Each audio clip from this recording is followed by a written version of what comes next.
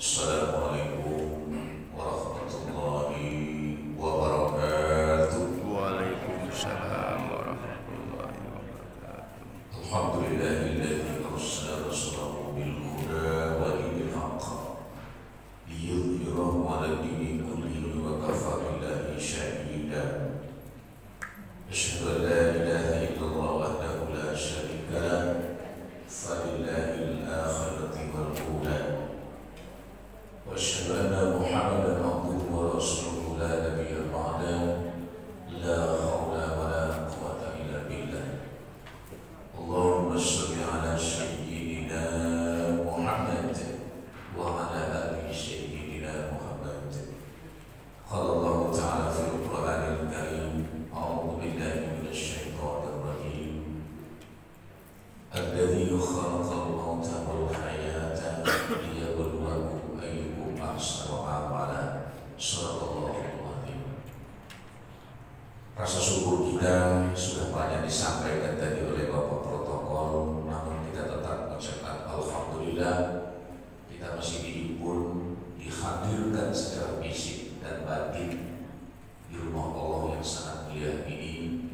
Ini merupakan rasa kebanggaan bagi kita karena kita bisa bangun dan dibangun oleh Allah sebelum subuh. Melangkah kita ke masjid ini amal yang sangat luar biasa. Apalagi kita telah melaksanakan tadi nilai-nilai ibadah yang namanya sunnah qabliyah subuh. Kita sudah tahu semua nilainya luar biasa, apalagi sholat subuhnya.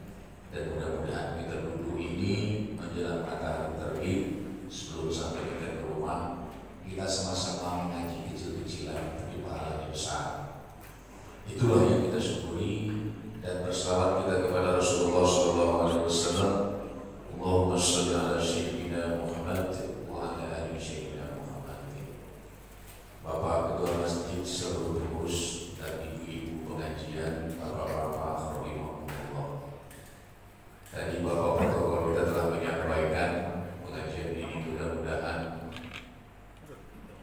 bisa dilaksanakan subuh ini setiap bulan,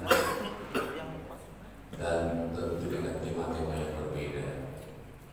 Kemarin kita membicarakan sebulan yang lewat masalah bagaimana hikmah kita kepada orang tua. Dan hari ini Bapak Protokol telah berikan sinyal-sinyal bagaimana kehidupan kita ini antara kejujuran dan keikhlasan. Dan kita akan merasakan nanti nilai-nilai ikhlas itu setelah kita menghadap Allah Subhanahu wa Ta'ala. Maka dari itu saya mengambil jalan tengah saja judul ini Bapak Ibu sekalian, dan memang saya sangat setuju. Saya di mana ceramah, baik ceramah umum maupun sifat-sifat ceramah yang telah diberi judul, itu saya sangat terima kasih. Karena kalau ceramah dan beri judul pakai ngawur gitu, ya kan? Kalau kita bicarakan manggis, ya manggis seperti itu kan, ya kan? Nah, dikit-dikit boleh durian, boleh ditambah tunggu, kita tunggu musim kan? Nah, artinya apa? Kita ada fokus Bapak Ibu sekalian, sehingga walaupun sedikit setetes air, kita tahu ini air apa. Beda air susu dengan air putih, dengan air kopi itu beda. Nah, maka dari itu mudah-mudahan hari ini saya akan mengambil jalan tengah saja. Kalau kemarin hikmah kepada orang tua, sekarang judulnya sesuai dengan firman Allah, falillahil akhirati wal ula. Itu apa artinya? Kepunyaanku yang berakhir kata Allah, dan kepunyaanku yang bermula. Jadi judulnya masih tanda tanya dan perlu kita jabarkan. Di judulnya kepunyaanku yang berakhir dan kepunyaanku yang bermula. Langsung dijawab oleh Allah juga. Apa yang berakhir? Alladzi khalaqal mauta. Maut itu punyanya Allah. Yang bermula apa? Wal hayata. Alladzi khalaqal mauta wal hayata. Maut punyanya Allah dan kehidupan itu punyanya Allah. Jadi kalau begitu, siapa yang hidup di kita? Hamba Allah, makhluk-makhluk yang lain. Siapa yang akan berakhir, yang akan maut? Ya kita, makhluk-makhluk yang lain. Kita tidak terlepas dari itu Bapak Ibu sekalian. Makanya kalau boleh saya sipil sedikit, ada teman saya itu di UIN di Mojol Sumatera Barat, beliau meneliti pada tahun 90-an. Sekarang beliau sudah profesor, ya. Itu di kota Padang saja, mungkin sama lah di kota-kota besar lainnya. Hampir 1 tahun beliau meneliti judul khotbah Jumat, judul ceramah-ceramah umum, judul ceramah-ceramah khusus. Itu sedikit sekali yang disenangi atau yang dibicarakan itu masalah kematian. Persentasenya berapa? 5%. Paling-paling orang ceramah mati, waktu kematian itu wajar kan? Tidak harus berbicara masalah kematian, itu waktu kematian. Karena lihat hadis Nabi Muhammad ini soal mulut itu. Alladzina khalaqal mauta wal hayata. Allah memberitahu kematian orang hidup. Supaya apa? Orang hidup itu mengenal mati. Kalau sudah mati lagi, tidak bisa lagi kita mengenal kematian itu sendiri. Tanda-tanda orang bersyukur yaitu mengingat kematian. Kalau orang itu dengan kematian itu nanti Pak sekarang tengah-tengah baik. Akhirnya apa? Yang tadi kita menggorong, itu sekarang digorong. Karena ingat mati. Tapi kalau dia ingat mati, tidak akan seperti itu ya. Betapa banyak itu. Ya, kalau kita kupas satu persatu. Kadang-kadang hal yang mudah dipersulit karena nggak ingat mati. Ya kan? Perjalanan sudah jelas begini, jelas ingat tapi diperpanjang. Masya Allah. Ya, ini kita jangan terjadi dalam diri kita. Karena jangan kita sampai diartikan dengan mati itu bukan secara astagfirullah, Quran mati itu bukan kayak begitu. Realitanya di lapangan, realitanya dalam kehidupan sehari-hari. Karena kita diberi fungsi oleh Allah itu bermacam-macam.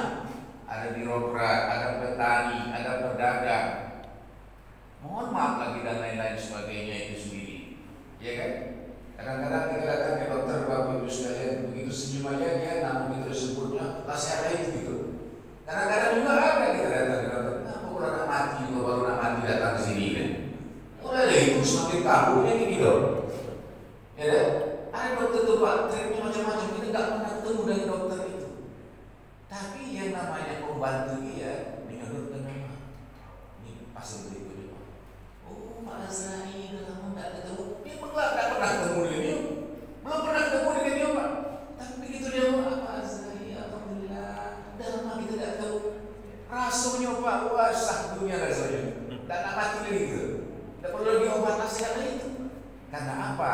Cara-cara kode etik trik dokter itu dia mengingatkan kita supaya kehidupan itu indah. Di saat kita hidup indah, dia ngomong lagi Pak, ini profesi ya. Alhamdulillah saya Pak.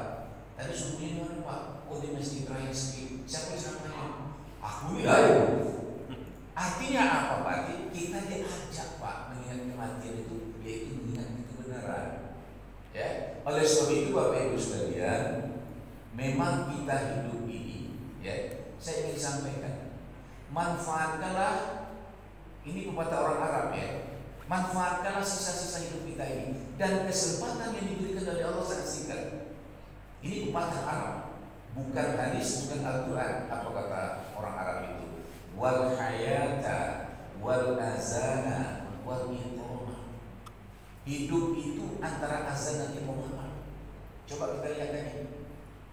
Ya, begitu selesai azan mau qomat itu paling lama 10 menit itu tergantung pula pengaturan ketua masjid itu. Di sini ada ya? Ada? Sepakat jemaah sekarang kita beri waktu antara azan dan iqamah mungkin 15 menit. Itu paling lama Pak, kecuali di Mekah, kecuali di Madinah, khusus untuk subuh ini. Itu paling lama Pak, karena di sana orang mengerti, ya. Di situ di seluruh dunia itu jemaahnya dari seluruh dunia. Ada yang tinggalnya dekat, ada yang tinggalnya jauh, ada yang 2 kilometer naik mobil. Jadi ditunggu itu Pak. Ditunggu kadang-kadang matahari sudah kayak terbit baru di rumahnya. Itu di Mekah. Kalau itu cukup modal ini ngamuk terus jemaahnya. Sudah pulau, komat katanya kan? Ya, ya. Nah, tapi artinya kehidupan yang diberikan oleh Allah itu cuma antara azan dan iqamah.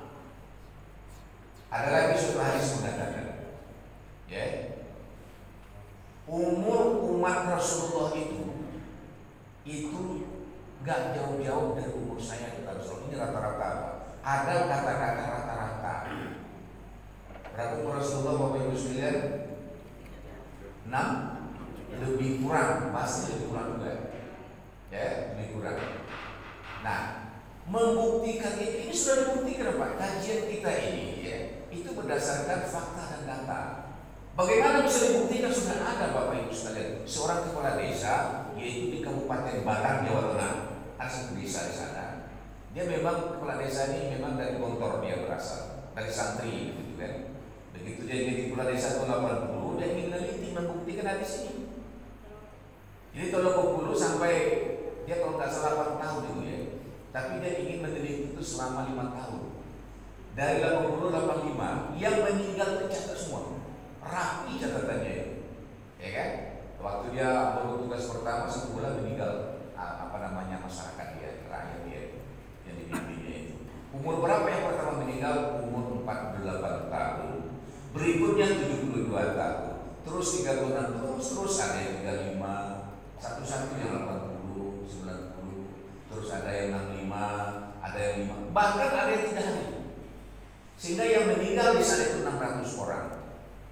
Setelah dirata-ratakan, dirata-rata lagi bahasa ini, ya. Setelah dirata-ratakan yang 600 meninggal itu dibagi Bapak Ibu sekalian, jumlah total tadi dibagi 600, berapa rata-ratanya? 63. Itulah. Jadi kita saling subsidi, Pak. Kalau Pak Ketua berapa saudara? Subsidi silang. 70, aku 70, ya kan? Kami akan subsidi bagi yang lain-lain nanti. Cuma subsidinya bukan subsidi BBM, ya kan? Maka saling doa kita nih Bapak Ibu sekalian. Jangan segan-segan minta doa dari siapapun. Mentang-mentang itu kiai dan minta doa dari orang salah. Ya, Allahumma tawil umurana wa sholli jasadana. Didoakan kayak begitu oleh orang bisa kita umur panjang, tapi dengan catatan umur panjang penuh ibadah. Jadi kalau mengingatkan demikian, kalau lapar-lapar Pak ya, 62. Kalau memang rato-rato kayak nyatanya jatah itu sesuai dengan kata Rasulullah itu apa? Bapak berapa? 62 setahun lagi. Itu kira-kira baik. Tapi kalau bapak lalai 63 kayak Pak Ketua ini kayak gitu. Pak Ketua ini semakin awet ya kan? Ya, bisa-bisa 82 bisa 90 nanti. Kenapa? Kita harapkan beliau kan ya jadi imam kita di sini. Ya, kalau beliau dulu bisa menjadi imam, ya mungkin menang gantinya. Nah ini satu contoh. Nah oleh sebab itu Bapak Ibu sekalian, tentu kita di dalam menghadapi ini, ya, memang tidak segampang apa yang dikatakan. Karena ada satu hadis, seseorang akhir kehidupannya dia membaca la ilaha illallah dakhalal jannah, surga tempatnya Bapak Ibu sekalian. Tapi la ilaha illallah itu bukan dihafal. Mohon maaf ini berbeda. Kita harus pastikan dengan hati. Di saat kita mengucap, kita ilahkan diri kita kepada Allah. Itu merupakan sumpah. Dan realisasinya di mana? Inna sholati wa nusuki wa mahyaya wa mamati lillahi. Kalau wa mamati lillahi itu Bapak Ibu sekalian, insyaallah itulah intisari la ilaha illallah. Karena kita apa? Lillahi ta'ala. Apa dikatakan Pak Ketua tadi, ikhlas kita di dunia ini Pak. Di saat kita mengucapkan apapun kita harus ikhlas. Tidak usah banyak tapi ikhlas Pak. Untuk apa kita bersedekah, apa menyumbang 1 juta tapi tidak ikhlas. Lebih baik sedekah 10 juta tapi ikhlas. Iya dah. 1 juta tidak ikhlas Pak. Lama kalau bersedekah 10 juta tapi ikhlas. Itu ciri-ciri orang yang mati. Kadang-kadang sedekah rupiah, sorot TV-nya, upah 2 juta. Ya dah, baru masuk Indonesia. Lah, tak usah lapar benar-benar ini. Sekarang berapa banyak? Enggak lembaga. Mohon maaf, saya tidak menyentuh institusi ya. Tapi saya lihat itu mata kepala saya sendiri jalan-jalan itu. Ya, kadang-kadang kalau bersedekah Jumat barokah kadang-kadang ingat mati. Ya dah, setiap diberikan nasi wudu harganya 6.000 Pak. Fotokopinya, fotonya yang 6.000 itu 6 kali bro. Tolongin, foto ya. Jadi dikirim kemana-mana gitu kan. Apalagi namanya WA sekarang. Dikirim ke grup itu hanya sedekah gitu. Nggak perlu. Ya, kalau memang dipergunakan boleh-boleh saja. atau namanya arsip kehidupan kita untuk anak cucu. Nah ini kakek dulu, supaya ditiru oleh anak kita. Tapi kalau dia minta saya tidak apa-apa, tapi kan tunjuk masing-masing itu. Karena apa? Keikhlasan itu kadang-kadang Bapak Ibu sekalian merontokkan amal-amal ibadah kita. Nah ini tidak dengan kematian. Nah Bapak Ibu sekalian kita ingat, ya, nanti apabila berakhir hidup kita ini Bapak Ibu sekalian, kita akan merasakan yang namanya sakratul maut itu. Di saat kita sakratul maut itu akan datang sama diri kita, ya, itu akan jelas nanti perbedaan hidup di dunia dan di akhirat.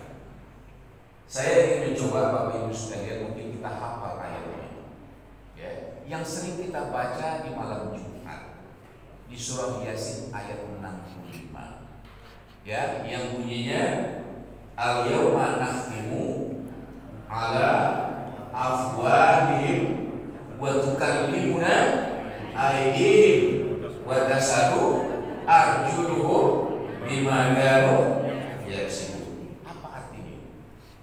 Ini cerita ini setelah ada kematian nanti. Pada hari ini kami tutup mulut mereka. Kapan itu? Ya akan nanti di alam barzakh. Tangan mereka akan berkata kepada kami dan kaki mereka akan memberi kesaksian terhadap apa yang dahulu mereka perbuat atau kerjakan. Ini sering kita baca. Coba kita nikmati nanti, kita pahami nanti ayat ini. Suatu saat setelah kematian ini Bapak Ibu sekalian akan ada kesaksian. Ya, berbeda kesaksian kalau kita berada di muka bumi ini. Kalau kita salah atau bermasalah dengan hukum, ada pembela Pak. Di dunia juga nanti kadang juga ada pembela kita. Tapi pembela di dunia ini yang namanya apa namanya tuh? Ya namanya pembela lah ya, itu dibayar kan? Ya dah, dibayar. Ada negosiasi dulu. Ini kasus saya. Nanti negosiasi, ini pikir. Jadi tidak jadi, besok tidak besok, pokoknya tekan kontrak dulu. Kontrak pertama sekian, kalau kami berhasil sekian. Ya, mohon maaf, tergantung manusianya nanti Bapak Ibu sekalian. Kadang-kadang yang susah juga ini bermain pulau. Yang namanya pengacaranya bermain pulau dengan yang ini tuntut dan segala macam tadi, akhir terjadilah macam-macam. Ini di dunia Pak, dunia. Tapi di akhirat bukan seperti itu nanti. Ya, bukan seperti itu nanti. Di akhirat apa yang berbuat, dia yang berkata. Dan mulut yang negosiasi tadi yang tidak dengan mati dikunci oleh Allah Subhanahu wa taala. Ya, dikunci itu mulut. Kadang-kadang kita bersumpah dengan bahkan dengan Allah saja lah, tidak usah kita bersumpah dengan orang lain. Bersumpahnya apa? Inna sholat itu sumpah Pak. Wa nusuki itu sumpah Pak. Wa mahyaya itu sumpah. Karena apa sumpah kita setiap sholat? Sholatku aku lillahi ta'ala, agamaku lillahi ta'ala. Ya kan? Tapi kadang-kadang sholat kita Bapak Ibu sekalian bukan lillah sebenarnya. Kadang-kadang juga ingin diingat tetangga. Wih, kan bukan dari sini ya, weh. Ibu tuh boleh lah meski subuh rajin. Ya. Ingin dipuji terus, tidak usah. Itu bukan lillah namanya. Kapan perlu kita turun masjid itu nyumput-nyumput kalau baca, pulang dari masjid nyumput-nyumput, tidak usah diketahui orang lain, supaya kita jangan lihat nanti. Itu bukan lillah. Bersedekah juga tangan di atas lebih baik pada tangan di bawah. Nah, karena kita diam-diam Pak Allah yang tahu. Di sini nanti ada kelihatan. Tapi kalau kita sudah mulut ditutup nanti di sana pada akhirat, tangan berkata, dia yang berkata, betulkah orang ini ke masjid untuk melaksanakan ibadah sungguh-sungguh kata Allah? Itu yang menjawab kaki Pak. Betul. Tapi kalau memang dia tidak bersumpah saja, yang juga tidak pernah dia melaksanakan itu. Dia dalam ibadah tidak ikhlas, kaki yang menjawab, tangan yang menjawab, mulut dikunci Bapak Ibu sekalian. Kalau sudah terjadi yang demikian bagi kita, Masya Allah, dan ada arti ibadah kita ini Bapak Ibu sekalian. Betapa banyak dalam satu hadis yang menyesal setelah dia berada di alam barzakh, ingin kembali ke alam dunia ini untuk apa? Satu permintaannya Bapak Ibu sekalian, dia ingin sedekah. Ya, walaupun tadi di dunia dia ada harta, ada punya uang, tapi sudah wajib ditunaikan ibadah haji, dia nggak mau, alasannya macam-macam. belum mantula, belum anak selesai sekolah lah, dan segala macam itu mati. Dia menyesal kembali bukan untuk haji Pak, tapi untuk sedekah. Karena apa? Janji-janji mereka tidak ditepati. Itu yang dikatakan sumpah. Nanti akan ditanya, mulut ditutup, tangan yang berkata, kaki yang berkata, ya kan, telinga kita akan mendengar. Nah oleh sebab itu mari di dalam kita menyikapi kematian ini Bapak Ibu sekalian, ingat amalan sholihah. Dan ayat itu begitu, alladzi khalaqal mauta wal hayata liyabluwakum ayyukum ahsanu. Ahsan itu ahsani, laki perempuan, siapakah dia yang beramal soleh? Saya singgung sedikit karena ini bulan Maulid. Rasulullah SAW meninggalkan dunia fana ini tidak meninggalkan apa-apa. Istri beliau semasa jayanya, ya, kaya raya, 2/3 harta beliau itu di Mekah beliau punya. Siapa yang paling kaya itu Pak? Beliau paling kaya. Tapi akhir kehidupan Siti Khadijah untuk menghadap ke kematian, hartanya sudah disedekahkan semua dan diberikan untuk ke jalan Allah, mengembangkan mengembangkan agama ini.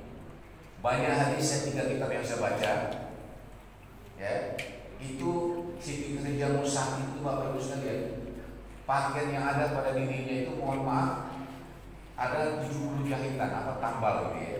Saking robek jahit baik tambal baik itu. Ada 70 di badan baju beliau. Nah karena beliau sudah demam panas, beliau aman kalau nanti meninggal dengan pakaian yang berjahit kayak gitu Bapak Ibu sekalian. Dipanggil anaknya Fatimah, tolong sampaikan niat baik hati kepada ayah, yaitu kepada Rasulullah.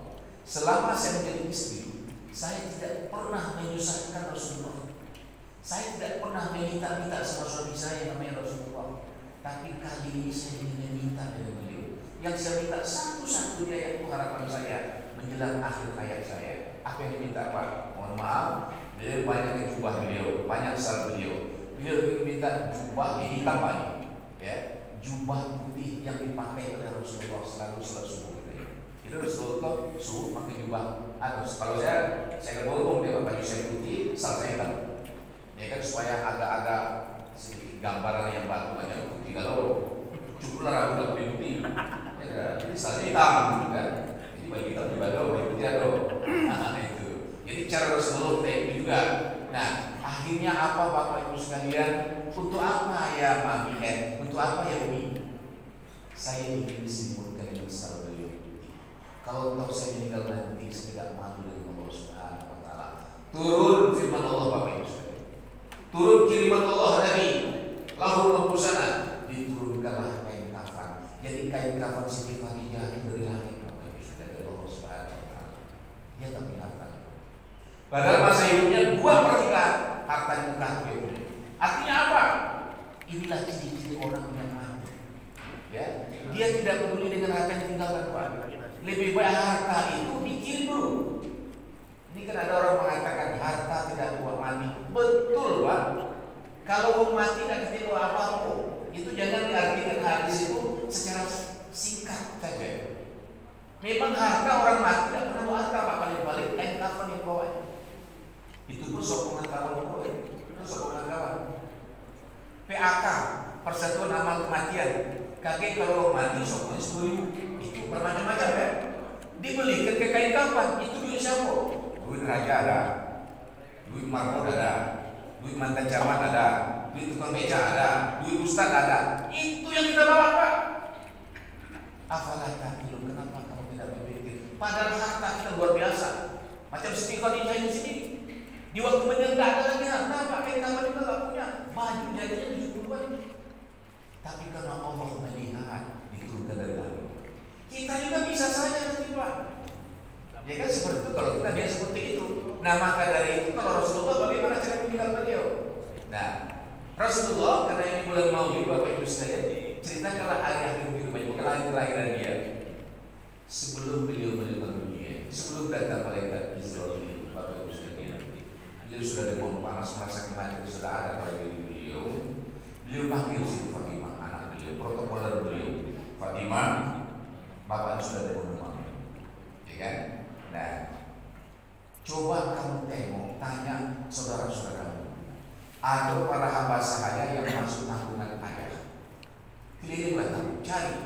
Ada nggak persiapan makan untuk sebulan? 1 bulan aja Pak. Kalau kita 7 keturunan itu siapa? Datanglah Fatimah berdiri kepada saudara-saudaranya dan apa-apa saya yang dalam kandungan Rasulullah SAW. Begitu datang satu persatu, akhirnya cerita dapat, kesimpulan dapat. Ayah, alhamdulillah saudara-saudaraku semuanya ada persiapan makan untuk sebulan ke depan.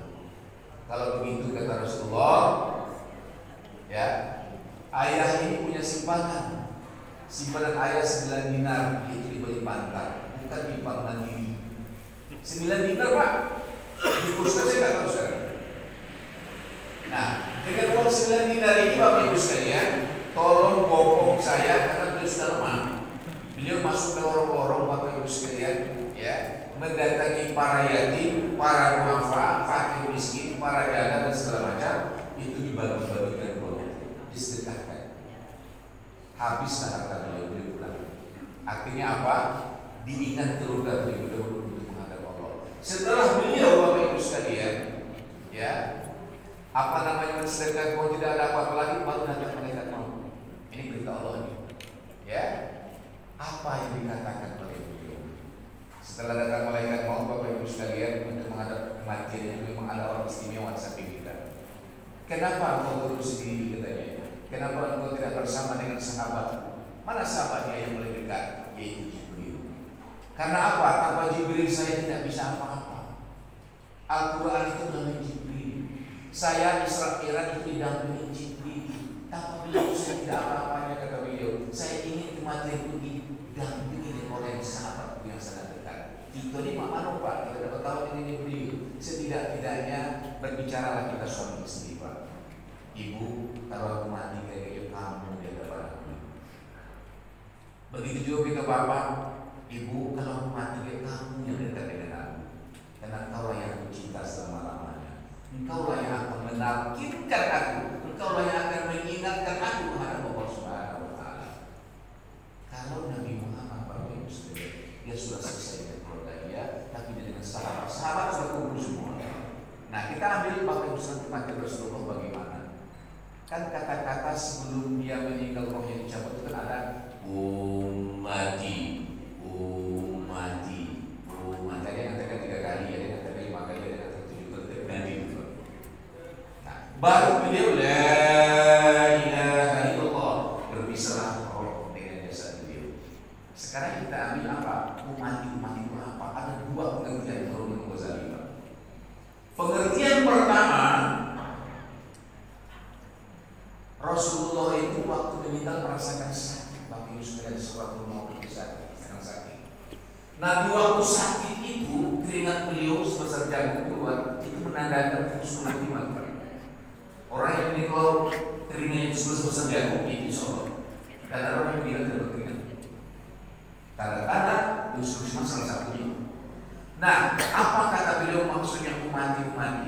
Ya Allah ya Rabb, hati beliau berkata, seandainya engkau mengizinkan sangat-sangat, timpakanlah penyakit sakratul maut umatku ya Allah kepada aku sangat-sangat terjadi hidup ini. Bayangkan umat seluruh dunia ini kalau meninggal kata beliau timpakan kepadaku. Ini cinta Rasulullah kepada kita dalam kematian. Siapa yang bisa seperti itu? Suami kita meninggal belum tentu, istri kita juga belum ada yang berinisiatif seperti itu, belum ada. Ini cinta beliau kepada kita dalam keadaan kematian. Timpakanlah ya Allah, kata beliau, itu maksud mati itu sendiri. Ya. Nah, mudah-mudahan dengan kita ahli selawat, senang berselawat, walaupun tidak panjang-panjang, tidak lariannya, tidak macam-macam. Sekarang kadang kita menghafal yang panjang-panjang, tapi yang pede-pede dan dibaca.